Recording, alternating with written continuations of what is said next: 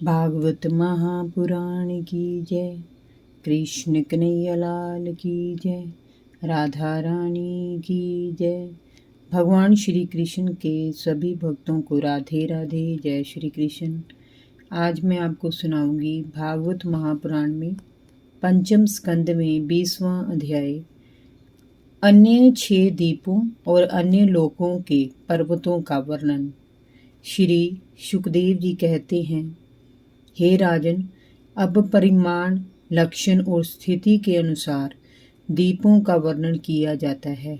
जिस प्रकार मेरू पर्वत जम्बू द्वीप से घिरा हुआ है, उसी प्रकार जम्बू द्वीप भी खारे समुद्र से घिरा हुआ है। ये खारा समुद्र भी अपने से दूने विस्तार वाले लक्ष्य द्वीप से घिरा हुआ है। जम्बू द्वीप में जितना बड़ा जामुन का पेड़ है, उतने ही विस्तार वाला यहाँ सुवर्णमय पलश मीज पाकर का वृक्ष है। भाव यही है कि जम्बू द्वीप में जामुन के पेड़ों की बहुतायत है और पलश द्वीप में पलश मीज पाकर के वृक्षों की भरमार है। पलश द्वीप में 7 जीवा वाले अग्निदेव विराजते हैं। इस द्वीप के अधिपति राजा प्रियव्रत के पुत्र महाराजा धीराज इदम जिहब थे। उन्होंने इस द्वीप को 7 वर्षों में विभाजित किया और अपने 7 पुत्रों को वहां का राज्य सौंप कर संविवृत हो वन में साधना करने चले गए। उन वर्षों के नाम शिव, यमन, सुभद्र, शांत, क्षेम, अमृत और अभय है। वहाँ अनेकानेक पर्वत और नदियाँ हैं, जिनमें मणिकूट, व्रजकूट, इंद्रसेन, ज्योतिष्मान, सुपर्ण, हिरण्यशठीव और मेघमाल नाम के 7 पर्वत और 7 ही नदियाँ अरुणा, नरमीना, आंगिरसी, सावित्री, सुप्रभाता, ऋतंभरा और सत्यभरा प्रमुख हैं। उन नदियों में स्नान करने से अनेकानेक पाप कर्म नष्ट हो जाते हैं। वहाँ 4 वर्णों के लोग निवास करते हैं। हंस, पतंग, उधरवायन और सत्यांग। इनकी आयु 1000 वर्ष की होती थी। इनमें दैवीय गुण विद्यमान थे। वे वेदों के अनुसार सूर्य की उपासना करते थे। वे सूर्य को ही पुराण पुरुष भगवान विष्णु मानते थे। ये द्वीप ईशु रस के समुद्र से घिरा हुआ है। उससे आगे उससे भी दुगने परिमाण वाला शाल्य द्वीप है। शाल्य द्वीप मदिरा के सागर से घिरा हुआ है। उसमें शाल्यली मीन्स सेमर के वृक्षों की बहुतायत है। कहते हैं कि ये स्थान पक्षीराज गरुड़ का निवास स्थान रहा है। इस द्वीप के अधिपति महाराज प्रियव्रत के पुत्र महाराज यक्ष बाहु थे। उन्होंने भी इस द्वीप के 7 भाग सुरोचन, सोमनस्य, रमणक, देवर्ष, पारिभद्र, आप्यायन और अभिज्ञात नाम से किए और उन्हें इन्हीं नाम वाले अपने पुत्रों को सौंप दिया। इनमें भी 7 वर्ष पर्वत और 7 नदियां प्रसिद्ध हैं। पर्वतों के नाम सबरस, शतशृंग, वामदेव, कुंद, मुकुंद, पुष्प, वर्ष और सहरत्न श्रुति है। नदियों के अनुमति, सिनीवाली, सरस्वती, कुहू, रजनी, नंदा और राका नाम प्रसिद्ध है। इन वर्षों में 4 वर्णों के लोग रहते हैं, जिन्हें श्रुतधर, वीर्यधर, वसुंधर और ईशधर कहा जाता है। ये लोग चंद्रमा की उपासना करते हैं। इसी प्रकार मदिरा के समुद्र से आगे उससे भी दूने आकार का कुश द्वीप है। ये द्वीप घृत के समुद्र से घिरा हुआ है। इस द्वीप में कुशों की बहुतायत है। कुशों के ऊपर ही इसे कुशद्वीप नाम दिया गया है। ये अग्नि के समान ही हरदम प्रकाशित रहता है। इस द्वीप के राजा प्रियव्रत के पुत्र महाराज हिरण्यरेता थे। उन्होंने इस द्वीप के 7 विभाग किए और उनमें अपने 7 पुत्रों वसु, वसुदान, दृढ़रुचि, नाभिगुप्त, सतुतयव्रत, विविक्त और वामदेव को बसाकर समय तप करने चले गए। इस द्वीप में उन 7 क्षेत्रों की सीमाएं 7 पर्वत चक्र, शतुश्रृंग, कपिल, चित्रकूट, देवानीक, उधर्व, रोमा और द्रविण से जानी जाती हैं। इनमें 7 नदियाँ रसकुल्य, मधुकुल्या, मित्रविंदा, श्रुतविंदा, देवगर्भा, घृतचयूता और मंत्रमाला बहती हैं। इनमें स्नान करके कुशदेववासी कुशल, कोविद, अभियुक्त और कुलक वर्ण के लोग अग्नि रूप श्री हरि का पूजन करते हैं।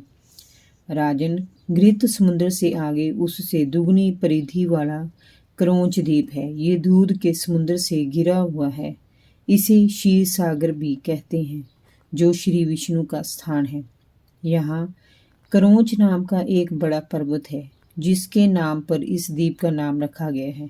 कहते हैं कि पूर्व काल में स्वामी कार्तिकेय जी के शस्त्र प्रहार से इसका कटी प्रदेश और लता निकुंज आदि शत विषक्त हो गए थे, किंतु वरुण देव ने क्षीर सागर से इसे सींच कर फिर से सुरक्षित कर दिया। इस द्वीप के अधिपति राजा प्रियव्रत के पुत्र महाराज घृतपृष्ठ थे। वे बड़े ज्ञानी और दूरदर्शी थे। उन्होंने भी अपने द्वीप को 7 भागों में विभक्त किया और अपने पुत्रों को वहां का अधिपति बनाया। वे स्वयं श्री हरि के चरण कमलों की आराधना करके वन में चले गए। उनके 7 पुत्र आम, मधुरूह, मेवपृष्ठ, सुदामा, भ्राजिष्ठ, लोहितार्ण और वनस्पति नाम के थे। उनके क्षेत्रों में भी 7 पर्वत सीमा निर्धारण करते हैं और 7 ही प्रमुख नदियां बहती हैं। पर्वतों के नाम शुक्ल, वर्धमान, भोजन, उपबहरीन, नंद, नंदन और सर्वतोभद्र हैं। और नदियों के नाम अभया, अमृतैघ्य, आर्यका, तीर्थवती, वृति, रूपवती, पवित्रवटी और शुक्ला है। वहाँ पर 4 वर्ण वाले लोग रहते हैं। वे पुरुष, ऋषभ, द्रविण और देव कहलाते हैं। वे जल देवता वरुण देव की उपासना करते हैं। इस क्षीर सागर से आगे उसके चारों ओर 32 लाख योजन विस्तार वाला शाक द्वीप है। ये द्वीप मट्टी के समुद्र से घिरा हुआ है। इस द्वीप पर शाक के वृक्षों की बहुतायत है। इसकी मनोहर सुगंध इन वृक्षों के कारण ही चारों ओर फैलती रहती है। इसके अधिपति मेधातिथि भी राजा प्रियव्रत के पुत्र थे। उन्होंने भी इस द्वीप के 7 भाग किए और उन्हीं के नाम वाले अपने 7 पुत्रों पुरुजव, मनोजव, पवमान, धूम्रानीक, चित्ररेफ, बहुरूप और विश्वधार में बांट दिए। वे स्वयं भगवान की आराधना करने वन में चले गए। इन क्षेत्रों में भी 7 पर्वत और 7 नदियां हैं। पर्वतों के नाम ईशान, उरुश्रृंग, बालभद्र, शतकेसर, सहरतन, स्तोत्र, देवपाल और महानस हैं। और नदियों के नाम अनघा, आयुर्धा, अभे, सपृष्टि, अपराजिता, पंचपदी, सहरतन, सत्रुति और निज धृति हैं। इस वर्ष में ऋतव्रत, सत्यव्रत, दानव्रत और अनुव्रत नाम के 4 वर्ण हैं। ये भी वायु रूप श्री हरि की आराधना करते हैं। वायु भगवान द्वारा वे प्राणों की रक्षा की कामना करते हैं। इसी प्रकार मट्टी के समुद्र से आगे उससे दुगने विस्तार का पुष्कर द्वीप है। वह मीठे जल के समुद्र से घिरा हुआ है। यहाँ स्वर्णमयी पंखुड़ियों वाले लाखों कमल के फूल हैं। इसी कारण इसे पुष्कर द्वीप मीन्स कमल द्वीप कहा जाता है। यहाँ ब्रह्मा जी का आवास है। इस द्वीप के मध्य में मानसूत्र नामक एक 10,000 योजन ऊंचा पर्वत है। उसके चारों ओर इंद्रादि लोक पालों की 4 पुरियां हैं। इन पर मेरु पर्वत के चारों ओर घूमने वाला सूर्य देवताओं के दिन और रात बनाता हुआ घूमा करता है। इस द्वीप का अधिपति प्रियव्रत का पुत्र वितिहोत्र था। उसने अपने 2 पुत्रों रमनक और धातिक को इस क्षेत्र के 2 भाग करके अधिपति बना दिया और समय तप करने वन में चला गया। यहाँ के निवासी ब्रह्मा रूप श्री हरि की उपासना करते हैं। राजन, इससे आगे लोकालोक नाम का पर्वत है। ये पृथ्वी के सब ओर सूर्य और चंद्र से प्रकाशित होता है। उससे आगे स्वर्णमयी भूमि है जो दर्पण के समान स्वच्छ है। यहाँ देवगण रहते हैं। लोकालोक पर्वत इतना ऊंचा और लंबा है कि इसके एक ओर से तीनों लोकों को प्रकाशित करने वाली तथा ध्रुव लोक तक विस्तृत समस्त सूर्य ज्योति दूसरी ओर नहीं जा पाती। हे राजन, प्रमाण, लक्षण और स्थिति के अनुसार विद्वानों ने इन संपूर्ण लोकों का इतना ही विस्तार बताया है। ये समस्त भूमंडल 50 करोड़ योजन है। इसका चौथाई भाग अर्थात 12.5 करोड़ योजन विस्तार लोकालोक पर्वत का है। इसके ऊपर चारों दिशाओं में समस्त संसार के गुरु संवयभू ब्रह्मा जी ने संपूर्ण लोकों की स्थिति के लिए ऋषभ, पुष्करचूड़, वामन और अपराजित नाम के 4 गजराज नियुक्त किए हैं। श्री हरि अपने पार्षदों के साथ इन सभी पर्वतों पर विराजते हैं। इन लोकों से आगे शून्य अंधकार में योगेश्वरों की ही गति हो सकती है। हे राजन, स्वर्ग और पृथ्वी के मध्य जो ब्रह्मांड का केंद्र है वही सूर्य की स्थिति है। सूर्य और ब्रह्मांड के गोलों के बीच में सब ओर से 25 करोड़ योजन का अंतर है। सूर्य इस अचेतन अंड में विराज रूप से विराजते हैं। इसी से उन्हें मार्तंड कहा जाता है। ये ज्योतिर्मय मीन्स हिरण्यमय ब्रह्मांड से प्रकट हुए हैं, इसीलिए इन्हें हिरण्य गर्भ भी कहा जाता है। सूर्य की ही दिशा आकाश, धूलोक मीन्स अंतरिक्ष, भूरलोक स्वर्ग और मोक्ष प्रदेश, नरक, पाताल और रसातल समस्त भागों का विभाग करती है। सूर्य ही देवता, तिर्यक, मनुष्य, सरीसृप और लता वृक्षादि समस्त जीव समूह के आत्मा और नेत्रों के अधिष्ठाता हैं। ये ही श्री हरि हैं और यज्ञ पुरुष हैं।